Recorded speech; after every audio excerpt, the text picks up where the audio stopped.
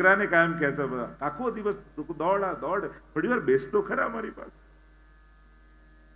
આપણે બધા આગ્રહ રાખતા હોય કે કોઈક બેસે, કોઈક આપણું સાંભળે, પણ ભગવાન કૃપા કરે ત્યારે ભગવાનની પાસે બેસવાનો અવસર મળે, કથા નિમિત્તે મળવાનો અવસર મળે. બાકી રોજ ઘણાને ઘણી વાર મળતા હોય, ક્યાંક ચાની કિટલીમાં લોકો ભેગા થતા હોય, ક્યાંક પાનના ગલ્લે ભેગા થતા હોય, ક્યાંક ફ્રેન્ડ સર્કલ સ્કૂટર ઉપર ભેગા થતા હોય. મળતા તો ઘણાને ઘણી વાર હોઈએ છે, પણ ભગવાન નિમિત્તે મળવું એ જ તો સત્સંગ છે. જ્યારે આપણા મળવાના કેન્દ્રમાં, કારણમાં સ્વયં ભગવાન હોય ત્યારે મળવું પણ સત્સંગ થઈ જતું હોય છે. ભલે બે લૌકિક જણા જ મળ્યા હોય, પણ પ્રભુ નિમિત્તે મળ્યા છો તે તમારો સત્સંગ છે, ઉત્સવ છે. પરમ ભગવતજી મહેન્દ્રભાઈનો ભાવ, ઉત્સાહ, એમનો આગ્રહ, એમ તો વર્ષ પહેલા એમણે મને વાત કહી તો રાખી હતી, જે એક કથા કરવાની છે આપણી, અને પ્રભુ કૃપાથી આજે તારીખો નક્કી થઈ. એમ તો સમય તો ક્યારેય કોઈની પાસે હોતો નથી, બધે વ્યસ્ત જ હોય ને કાંઈ ચાલતું જ હોય. હમણાં જ 2 દિવસ પહેલા જ લંડનથી 84 બેઠકનો મહામહોત્સવ ત્યાં ઉજવાયો, અને યુટ્યુબ ઉપર તમે બધા જોઈ શકો છો. અને આવશે, અને તુરંત જ આવવાનું થયું ને આવો સુંદર દિવસ, રાધાષ્ટમીનો દિવસ. કારણ કે તારીખો જોઈ હતી, પછી તિથિ પછી જોઈ, પણ આવી સુંદર તિથિઓ, તારીખો મળવી એ પણ ભગવત કૃપા જ કહેવાય. કારણ કે ઠાકોરજીને સૌથી અધિક જે પ્રિય છે, અને એમનો દિવસ, એ દિવસ ઠાકોરજીને કેટલો પ્રિય હોય. જેમ આપણા કોઈ અતિશય પ્રિય વ્યક્તિ હોય ને, એનો બર્થડે આવતો હોય તો એ આનંદમાં હોય, એના કરતા વધારે આનંદમાં આપણે હોઈએ, કારણ કે આપણા પ્રિયનો જન્મદિવસ. તેમ જન્માષ્ટમી કરતા પણ ઠાકોરજીને અધિક આનંદ રાધાષ્ટમી હોય છે. અને એમના આનંદનો જ પ્રસાદ આજે આપણે બધા ભેગા મળીને માણી રહ્યા છીએ. વિશેષ આ કથાનું કારણ અમારા મહેન્દ્રભાઈની આત્મીયતા, એમનો સ્નેહ, એમનો આગ્રહ, અને સદાય એમના માટે હું તો હંમેશા કહું છું કે મને ખૂબ આદર છે મહેન્દ્રભાઈ માટે, ખૂબ સ્નેહ છે. અને એમણે જ્યારે વાત કરી કે આ રીતે સત્સંગ કરવો છે, ત્યારે સમય તો જ્યારે આપણા સ્વજનો મળતા હોય ત્યારે ક્યાંકથી ને ક્યાંકથી સમય તો મળી જ જતો હોય છે, અને પ્રભુ જ એ ગોઠવી આપતા હોય છે. તો ઠાકોરજી આવા સુંદર દિવસો, કારણ કે દાનનો દિવસ, છેલ્લે દાન એકાદશી ને રાધાષ્ટમી ને આ બધા આવા સુંદર દિવસો જે પ્રભુને અધિક પ્રિય છે, એવા દિવસો મળવા એ ખરેખર ઠાકોરજી જ એની કારણ છે, એમની જ કૃપા કારણ છે, જેથી આપણે બધા એકત્રિત થયા છીએ. 3 જ દિવસ હતા, કારણ કે પછી પાછું ઋષિકેશ જવાનું છે, ત્યાં બધી કથાના આયોજન હતા. પણ શ્રીમદ ભાગવતનો તો એક શ્લોક પણ એ જીવના ઉદ્ધાર માટે પૂરતો છે, પ્રભુની કૃપા માટે પૂરતો છે, અને આપણને તો 3 દિવસ મળ્યા. એટલે આપણે બધા તો ભાગ્યશાળી છીએ. બ્રહ્માજીને તો 4 શ્લોકમાં જ ભાગવત સંભળાવ્યું ભગવાને, ચતુશ્લોકી ભાગવત જેને કહીએ. જ્યારે પરીક્ષિત મહારાજ મળ્યા છે સુખદેવજીને, ને કેવા લાગે 7 દિવસ મારી પાસે, અરે એક મુહૂર્તમાં ઉદ્ધાર થઈ જાય એવા પ્રમાણ. કારણ કલ્યાણ અને કૃપા માટે વર્ષો નથી હોતા, એના માટે તો ક્ષણ લાગે. છિન્ન મેં લે ઉદ્ધરે, આપણા પદોમાં ગાઈએ છે ને, મહાપ્રભુજીને ગુસાઈજી કૃપા કરે તો વર્ષોની સાધના નથી આપતા, ક્ષણમાં ઉદ્ધાર. અર્થ સકળ તેનો સીધો, લીલા માએ તાણીને લીધો. ક્ષણમાં ઉદ્ધાર. અને એમાં પણ ભાગવત સાર રૂપે, કારણ કે કથા સારમ મમ કર્ણ રસાયનમ, સ્વયં ત્યાં સુતજીને સૌનક આદિ ઋષિઓ કહેતા હોય કે ભાગવતની કથા તો અનંત છે, અમને તો સાર સંભળાવો. એટલે આપણે કથા સાર જે શબ્દ વાપર્યો છે ટાઇટલ પત્રિકામાં, એ પણ આપણો શબ્દ નથી, ભાગવતનો શબ્દ. ત્યાં ઋષિઓ કહે છે કે અમને કથાનો સાર સંભળાવો, કારણ આખી કથા તો અનંત છે, એનો કોઈ અંત નથી, સાર છે. અમે તો સાર સાંભળી લઈએ તો અમારું તો કલ્યાણ થઈ જાય. અને આ ભાગવત કથા એવી દિવ્ય કથા છે, જેને તો અમૃત કહ્યું છે ને, અને અમૃત કહ્યું. આપણે કહીએ ગોપી ગીતમાં પણ ગોપીજનો ગાય છે ને, તવ કથામૃતમ તપ્ત જીવનમ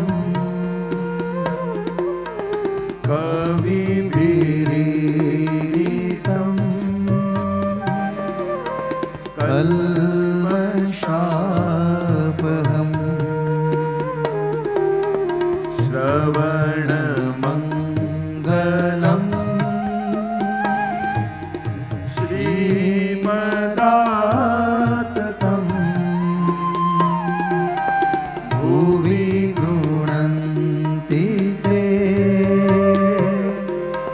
ભૂરિતા જના कार्य मेरे साथ ઓ શ્રીનાથજી આવજો તમે વાટ જોઈ રહ્યા ક્યારના મેં गोपियां भी कहती हैं तव कथामृतम, ये अमृत है પણ આને પીવાનું નથી.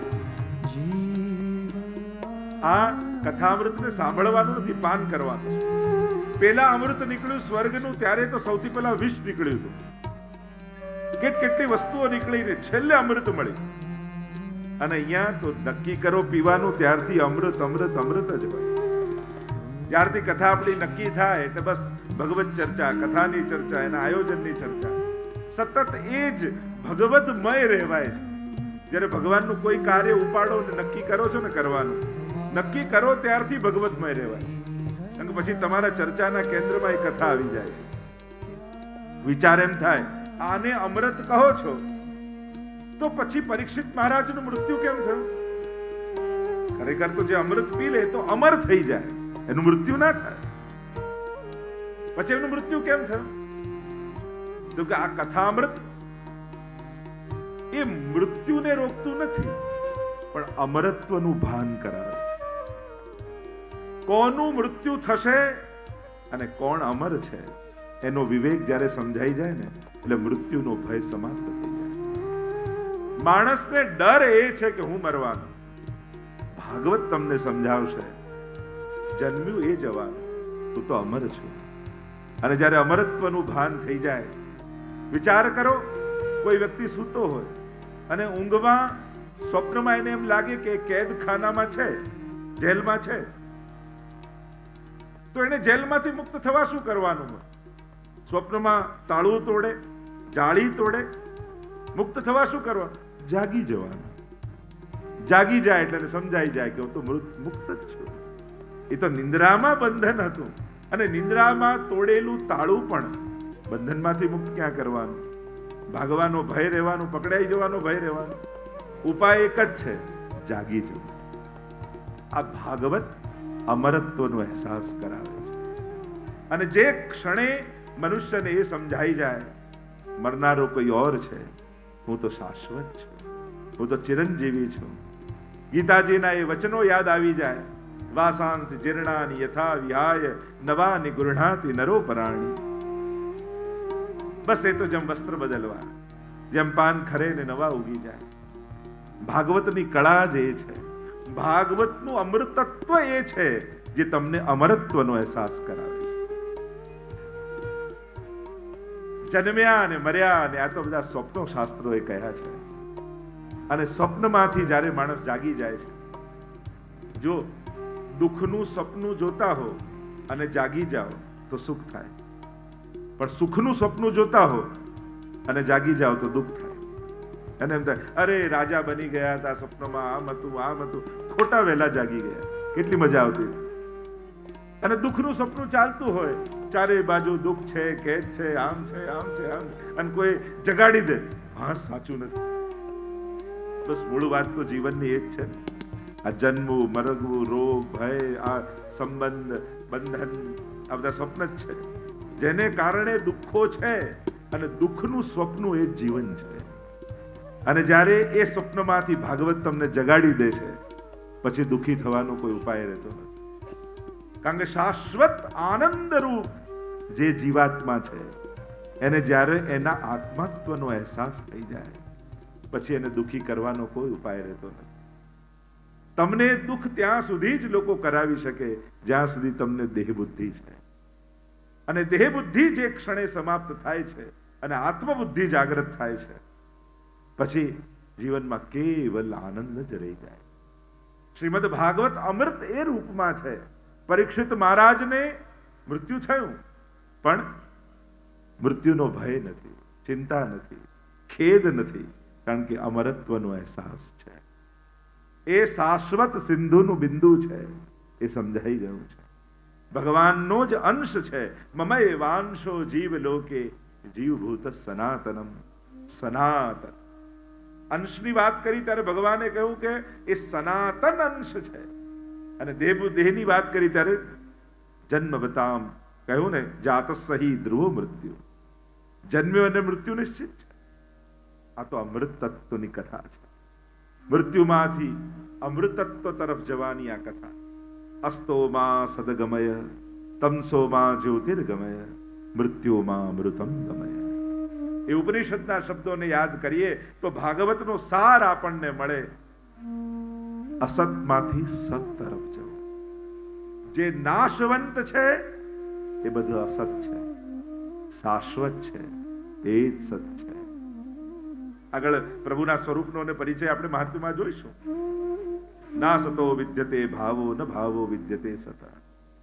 સતનો ક્યાંય અભાવ નથી. અસ્તોમાં સદગમય.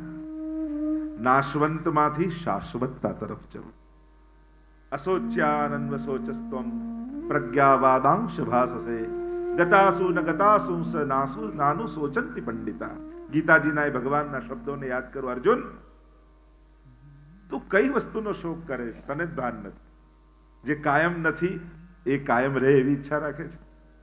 અરે નાશવંત વસ્તુનો, કારણ કે તારા બેનો મેળ કાયમ રહેવાનો નથી. કાં વસ્તુ જતી રહેશે, કાં તું જતો રહેશે. કારણ તમે બંને નાશવંત છો.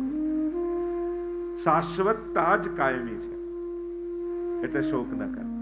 બુદ્ધિમાન વ્યક્તિઓ જનાર વસ્તુનો શોક કરતા નથી. જે છે એને પકડી રાખે છે. જે કાયમ માટે છે એ જ એનું સ્વરૂપ છે. અસ્તોમાં સદગમય તમસોમાં જ્યોતિર્ગમય. અંધકારમાંથી પ્રકાશ સુધીની યાત્રા. અજ્ઞાન જ અંધકાર છે. સમજાયું નથી એ જ અંધકાર છે. બાકી બધું જે છે એ છે. જે રહેવાનું છે રહેવાનું જ છે. આપણને નથી સમજાતું એ જ અજ્ઞાન જ અંધકાર છે. શું આપણા અને ભગવાનની વચ્ચેનો જે અંતરાય છે, 3 પ્રકારના શાસ્ત્રોએ અંતરાય બતાવ્યા. એક ટાઈમનું, બીજું ડિસ્ટન્સ માઇલનું, અને ત્રીજું અજ્ઞાનનું. આ 3 વિક્ષેપ છે. શું આપણા અને ભગવાનની વચ્ચે ટાઈમનું અંતર હોઈ શકે? આ જ સેકન્ડે આ જ ટાઈમે ભગવાન છે અહીંયા? તમે કહો હા છે. એટલે આપણા અને ભગવાનની વચ્ચે ટાઈમ નું ડિસ્ટન્સ યા ડિફરન્સ પોસિબલ નથી. કે આટલા 1000 વર્ષ પહેલા ભગવાન હતા ને આજે નથી, કોઈ એવું કહી શકે? આજે છે ને આપણે છે. અચ્છા, તો માઇલનું ડિસ્ટન્સ વ્રજમાં છે ઠાકોરજી ને અહીંયા નથી, એવું થઈ શકે? કે 1000 કિલોમીટરનું અંતર છે એવું કોઈ કહી શકે? ના, અહીંયા છે. તો કેમ અહેસાસ નથી? કેમ અનુભવ નથી? તો કે અજ્ઞાનનો અંતરાય છે. ટોર્ચ બાજુમાં જ પડી હોય, લાઈટ જતી રહી હોય, અને આપણે હાથ ફેરવીએ દેખાતું ન હોય, આપણે કે આ રૂમમાં ટોર્ચ જ નથી. અરે સામે જ પડી હતી, અંધારું હતું એટલે દેખાતું નહોતું. એમ જે સામે જ છે એને ગોતવામાં ઘણીવાર જીવન ખપાવી દઈએ છીએ. ઈશ્વર આપણાથી, જેમ પાણી, શાસ્ત્ર એમ કહે પાણીમાં રહેલી માછલી, સમુદ્રમાં રહેલી માછલી, કોઈને પૂછે આ સમુદ્ર વિશે બહુ સાંભળ્યું છે, ક્યાં હશે? અરે તું એની અંદર જ છો.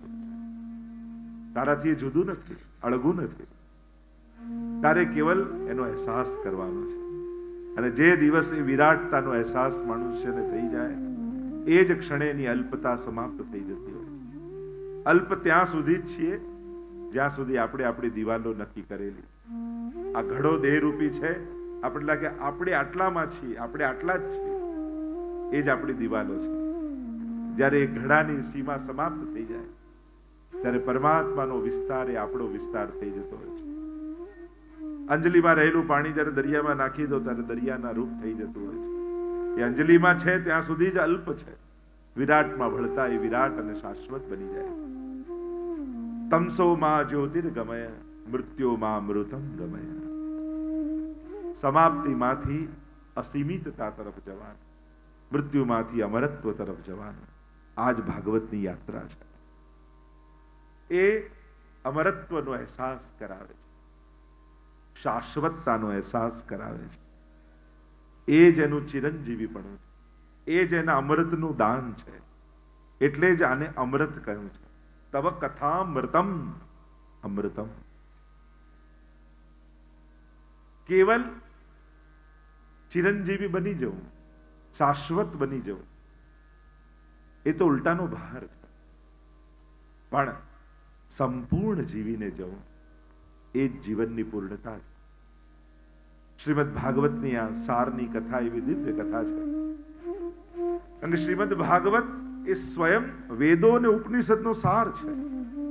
નિગમ કલ્પતરોર ગલિતમ ફલમ શુકમુખાદ અમૃતદ્રવ સંયુતમ પીબત ભાગવતમ રસમાલયમ મુહુરહો રસિકા ભુવિ ભાવુકા.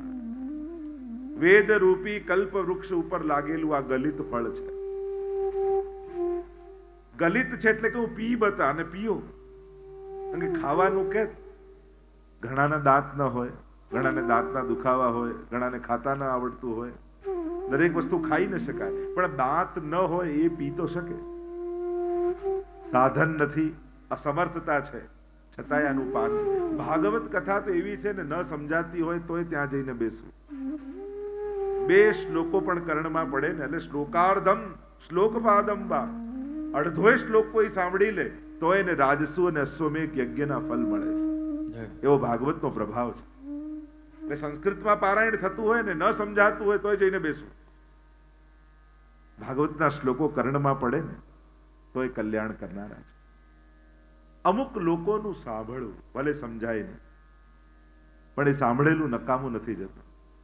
શબ્દો ક્યારેય નકામા નથી જતા. હૃદયમાં કોઈ ને કોઈ ભાવ. શબ્દને પણ બ્રહ્મ કહ્યું છે. તમે અહીંયા બેઠા હો, બહુ સારા મૂડમાં આવું ને 2 શબ્દો હું તમને એવા કહી દઉં, તમારો આખો મૂડ ઓફ થઈ જાય, એવો ચહેરો પડી જાય, તમે ફીકા પડી જાય. 2 શબ્દો કહેવાય. અને 2 શબ્દો એવા કહી દઉં કે આમ ચહેરો ખીલી જાય. નાનકડા શબ્દો તમારા ઉપર કેટલા અસર કરે છે. આપણે એમ કેવું કે અમારા પર શું હોય, તો જે બોલાતું એ બોલાય ના, પણ અસર કરે છે. શબ્દો એમને નકામા નથી જતા. એમ ભાગવતના એક એક અક્ષર ભગવદ રૂપ છે, બ્રહ્મ રૂપ છે. તમારા ચિત્તમાં એ અસર કરે. હરિ ચિત્તમ સમાશ્રયેત. ભાગવતના મહાત્મ્યમાં તો કહ્યું સ્વયં ભગવાન ચિત્તમાં આવીને બિરાજી જાય છે, તમારા હૃદયમાં આવીને બિરાજી જાય છે. એવો ભાગવતનો પ્રભાવ બતાવે. તમે કોઈ અગ્નિ સળગતો એની પાસે જઈને બેસો તો ગરમાશ લાગવાની છે. તમે કોઈ બરફની પાસે જઈને બેસો તો ઠંડીનો અનુભવ થવાનો છે.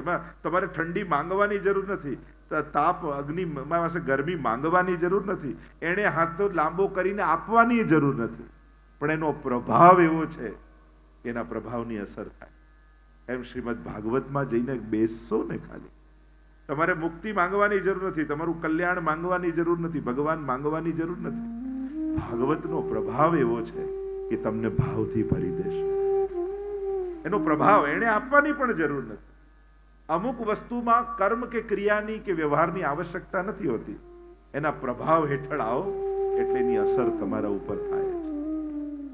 એમ જ ભાગવતમાં 7 દિવસ બેસો, 3 દિવસ બેસો, 1 ઘડી ગાઈને, 1 ઘડી આધી ઘડી આધી મેં પુની આધ તુલસી સંગત સાધુ કી કટે કોટી અપરાધ. તો આધીમાં આધી, અડધીમાં અડધી એટલે પાઘડી કહીએ ને. શોભાયાત્રામાં કેવા પાઘડી પહેરીને ફેરીને ફરતા હોય. આપણે મહેન્દ્રભાઈ સરસ પાઘડી પહેરી. તો આ જ પાઘડી કથામાં બેસો ને એનું જ પ્રતીક પાઘડી છે.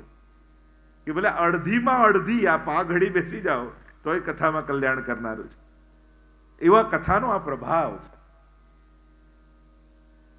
અને કથા કોઈ ને કોઈ પ્રકારથી જીવનમાં કોઈ ઘડીએ વિચાર કરો, અત્યારે તમે કથામાં ન હોત ને આ આયોજન ન થયું તો અત્યારે ક્યાં બેઠા હોત તમે? કે બધાને હસવા, હું તો એમ જ કે ક્યાંક સત્સંગમાં તો હું તો એવું જ માનતો હતો. શું કરતા હોત વિચાર કરો. આટલા બધા ભાઈઓ ક્યાં હોત તમે બધા? વિચાર કરો. જો ઠાકોરજી આપણી ક્ષણોને કેવી સુધારતા હોય છે. આ ન થયું હોત, આ ન હોત, આપણે ક્યાં હોત, શું કરતા હોત? વિચારતા એવું કંઈક કરતા હોત જેમાં આપણા આત્માનું કલ્યાણ થાય. ન જ હોત ને, તમે કન્ફર્મ છો ને બધા, શ્યોર છો ને બધા?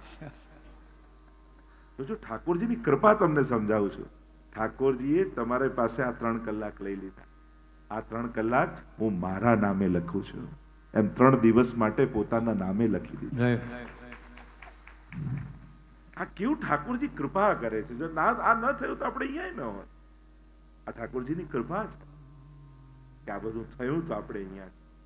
એટલે ઘણીવાર સત્સંગના આયોજનો કરાવવા માટે પણ ઠાકોરજી એના ચિત્તમાં પ્રવેશતા હોય છે. ભગવાન કોઈના હૃદયમાં બિરાજી અને કેટલા લોકોના કલ્યાણના એ ક્ષણોને, એ લેખોને લખતા હોય છે ભગવાન.